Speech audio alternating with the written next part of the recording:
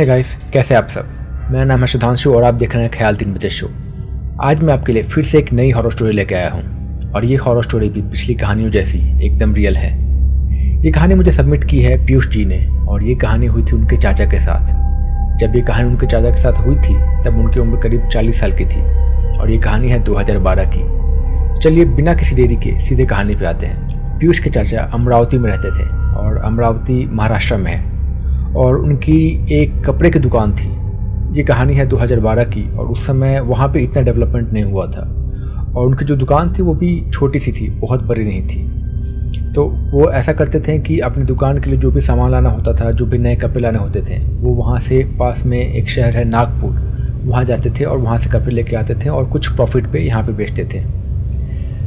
उनके जो चाचा थे वो पीयूष की चाची के साथ और उनके एक बच्चे के साथ रहते थे और उनका घर भी बहुत बड़ा नहीं था पर बहुत ज़्यादा छोटा भी नहीं था। करीब 2 कमरे का मकान था, एक किचन था, एक बाथरूम था, एक आंगन था समाव वहाँ पे और उनके घर के बाहर एक बाउंड्री थी और बाउंड्री के पास एक कुआं था। उनका जो दुकान था वो उनके घर से करीब 2 किलोमीटर की दूरी पे था। वहीं पे मार्केट था और वहीं पे उनको दुकान था।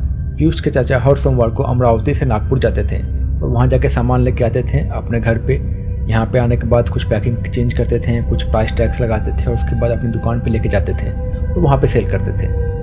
उनका जो उस समय का धंधा था वो ठीक ठाक चल रहा था, बहुत ज़्यादा नहीं, बहुत कम नहीं, पर ऐसा चल रहा था कि उनकी रोजी रोटी आराम से निकल रही थी और देखा जाए तो वो एक तरीके से सेटल थे और सेटल से हल्का ऊपर थे, मतलब अच्छा खासा चल रहा था उनका सब कुछ।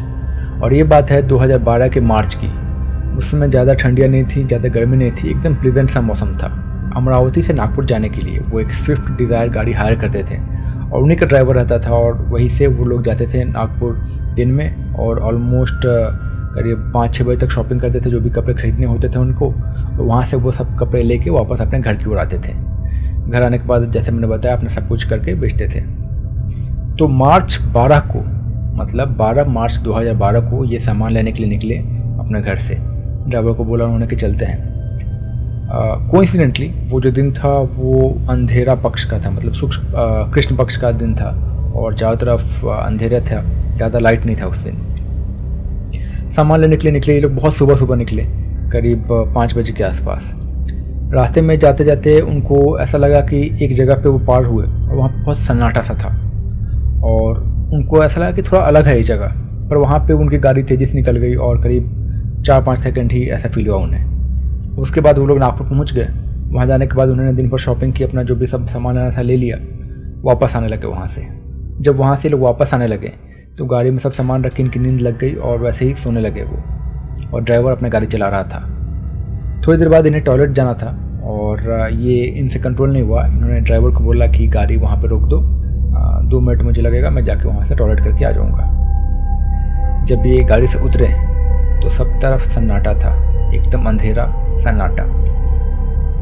उन्हें ये बात बहुत अजीब लगी कि वहाँ पे जब वो उतरे तो एकदम साइलेंस, एकदम खामोशी, ना किसी चिड़िया के बोलने की आवाज़, ना किसी झिंगुर के बोलने की आवाज़, ना किसी उल्लू के बोलने की आवाज़, कोई जंगली जानवर नहीं, कुछ नहीं, एकदम शांत। वहाँ पे एक पेड़ था और वो शायद बबूल का पेड़ था और उसी के बगल में जाके टॉयलेट करने के लिए खड़े हो गए। पर वो जो सन्नाटा था उससे इन्हें लगा कि यार यहाँ पे मेरा अभी होना सही नहीं है। इतना सन्नाटा क्यों है यहाँ पे, इतना खामोशी क्यों है, कुछ तो गड़बड़ है यहाँ पे। कभी कभी ऐसा होता है कि जंगल में जब कोई शिकारी होता है तो अचानक से सब कुछ खामोश हो जाता है जब वो आ रहा होता है। तो इन्हें लगा ये बात थोड़ा अजीब, पर फिर भी इन्होंने जल्दी से टॉयलेट किया और गाड़ी में आके बैठ गए। गाड़ी में आके बैठने के बाद इन्होंने ड्राइवर को कहा कि ठीक है ड्राइवर, अब गाड़ी चला लो, और ये वहीं पर गाड़ी में सो गए। थोड़ी देर बाद इन्हें बहुत ज़ोर से ठंडी लगने लगी और इन्हें हल्का हल्का फीवर आने लगा। इन्हें लगा कि हो सकता है कि शायद मुझे ठंडी लग गई, पर ज़्यादा इन्होंने ध्यान नहीं दिया और गाड़ी में बैठ के घर आ गए। घर ये पहुँचे करीब 3 बजे। घर आने के बाद इन्होंने अपनी पत्नी से बोला कि सामान ला दिया है मैंने और अब मैं सोऊंगा, और ये फिर अपने कमरे में सोने चले गए। अगले दिन करीब 12 बजे तक ये उठे नहीं। इनकी पत्नी एक बार उन्हें 10 बजे उठाने गई नाश्ता के लिए, पर इन्होंने मना कर दिया। फिर इनकी पत्नी उन्हें एक बार 12 बजे उठाने गई, इन्होंने फिर भी मना कर दिया। 12 बजे तक ये उठे नहीं। करीब 1:30 बजे ये उठे और उठने के बाद इन्होंने बोला खाना, बस इतना ही बोला, खाना। इनकी पत्नी को थोड़ा अजीब लगा कि ऐसे क्यों बोल रहे हैं, मतलब नॉर्मली वो उनसे बहुत अच्छे से बिहेव करते थे, आज के दिन थोड़ा सा रूड वे में उन्होंने बोला खाना। इनकी पत्नी ने उन्हें खाना ला के दिया, पर उन्होंने खाना देखा और हाथ से दूर ठेल दिया। इनकी पत्नी ने इनसे पूछा कि क्या हुआ, क्यों ऐसे दूर ठेल दिया। तो इन्होंने बोला कि मुझे भेल चाहिए। अभी भेल मैं एग्जैक्ट श्योर नहीं हूँ कि उसी को बोलते हैं, बट मोस्ट प्रोबेबली जो पफ्ड राइस होता है, मूरी होता है, उसको शायद भेल बोलते हैं। तो उनकी पत्नी भेल लेके आई। उनके घर में उस समय काफ़ी भेल था और उन्होंने भेल खाना स्टार्ट किया। और एक ही बार में कम से कम वो करीब 1 केजी के आसपास भेल खा गए। और 1 केजी भेल बहुत ज़्यादा होता है, पर वो खा गए। उनकी पत्नी को ये बात थोड़ी अजीब लगी, पर उन्होंने सोचा कि शायद थकावट का असर है या फिर कुछ। फिर उन्होंने बोला कि दुकान में आज नहीं जाना है, तो उन्होंने मना कर दिया। अब इसके बाद करीब 2-3 दिन यही सिलसिला चालू रहा। ये खाने के लिए बोलते, खाना लेके आती और खाने में बस भेल खाते। ये अभी तक ये अपने होश में थे, खाने में भेल खाते, लेकिन पता था कि क्या कर रहे हैं क्या नहीं कर रहे हैं। अब इनके साथ एक अजीब चीज़ और होनी स्टार्ट हुई। इन्हें नींद आनी बंद हो गई। जब भी ये सोने जाते इन्हें लगता कि इनके सपने में एक औरत है और इन्हें किसी औरत के पायलों की आवाज़ सुनाई देती और अचानक से उन्हें वही औरत दिखाई देती और वही जगह दिखाई देता जहाँ पे इन्होंने टॉयलेट किया था। और उस पेड़ के ऊपर अपने दोनों घुटने के बल बैठी हुई वही औरत इन्हें दिखाई देती और उसके बाल ऐसे सामने की ओर दिखाई देते। तो वही पायल की आवाज़ सुनाई देती इन्हें। 1-2 दिन इन्होंने सोने की कोशिश की, पर उसके बाद उन्हें एकदम ही नींद आनी बंद हो गई। ये नींद में इतना घबरा जाते थे कि इन्हें नींद आ ही नहीं रही थी। धीरे धीरे करीब 1-2 हफ्ते के बाद इनकी तबीयत और ज़्यादा ख़राब होने लगी। ये ढंग से सो नहीं पा रहे थे, इनकी आंखें अंदर की ओर धंसने लगी और ये खाना भी ढंग से नहीं खा पा रहे थे, इसलिए ये बहुत ज़्यादा वेट लूज़ कर रहे थे। करीब 70 किलो का आदमी 1.5 हफ्ते में घट के 70 किलो से करीब 50-52 किलो का रह गया था, बस इतने ही दिनों में। अब इनकी पत्नी जो थी वो बहुत ज़्यादा डर गई। इन्हें समझ में नहीं आ रहा था कि क्या किया जाए। उनकी पत्नी ने उनके पास में एक बूढ़ी अम्मा रहती थी, उन्हें जाके बताया कि ऐसा ऐसा हो रहा है इनके साथ। तो जो वो बूढ़ी औरत थी उन्हें समझ में आ गया कि कुछ तो गड़बड़ है। और अक्सर ये जो बूढ़े लोग होते हैं इन्हें इतना एक्सपीरियंस होता है इन सब चीज़ों का कि उन्हें पता होता है कि क्या क्या हो सकता है। उस बूढ़ी औरत ने इन्हें एक बाबा के पास जाने के लिए बोला। वो बाबा दूसरे गांव में रहते थे और एक छोटी सी कुटिया में रहते थे और ऑलमोस्ट यही काम करते थे। लोग उनके पास ऐसी ही सारी समस्याएं लेके जाते थे, वो उनका इलाज करते थे और उसके बदले में कुछ उन्हें दान दक्षिणा मिल जाता था और उसी पे उनका जीना वगैरह रहता था। तो अब इन्हें वो लेके गए वहाँ पे।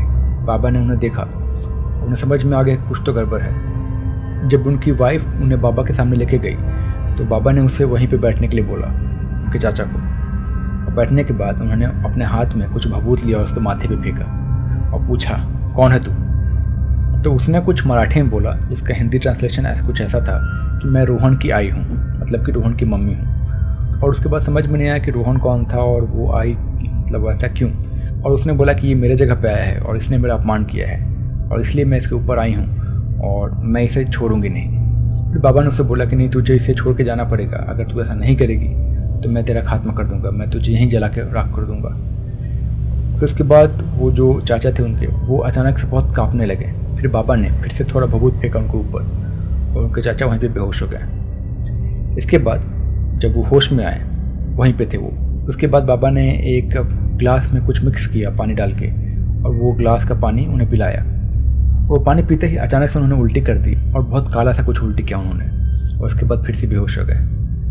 बाबा ने इनकी पत्नी को कहा कि अब ये ठीक है और इन्हें कोई दिक्कत नहीं होगी, पर हो सके तो जाके हनुमान जी के मंदिर पे वहाँ से थोड़ा सा टीका लेके आओ, उनके सिर पे लगा देना। और उसके बाद उनकी पत्नी ने यही किया और उसके बाद से ये ठीक हो गए, इन्हें कोई दिक्कत हुई नहीं। और ये कहानी 2012 मार्च की है। तो ये एक रियल स्टोरी है जो कि मुझे पीयूष ने भेजी थी। तो दोस्तों, कैसी लगी आपको ये कहानी?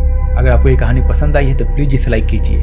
बेस्ट पार्ट क्या लगा कहानी का आप मुझे बताइए और कहाँ से कहानी देख रहे हैं वो भी कमेंट में लिख के बताइए। मेरे चैनल को प्लीज़ सब्सक्राइब कीजिए और मुझे सपोर्ट कीजिए। मैं मिलता हूँ बहुत जल्द एक नई कहानी के साथ। तब तक के लिए बाय बाय, अपना ख्याल रखिए।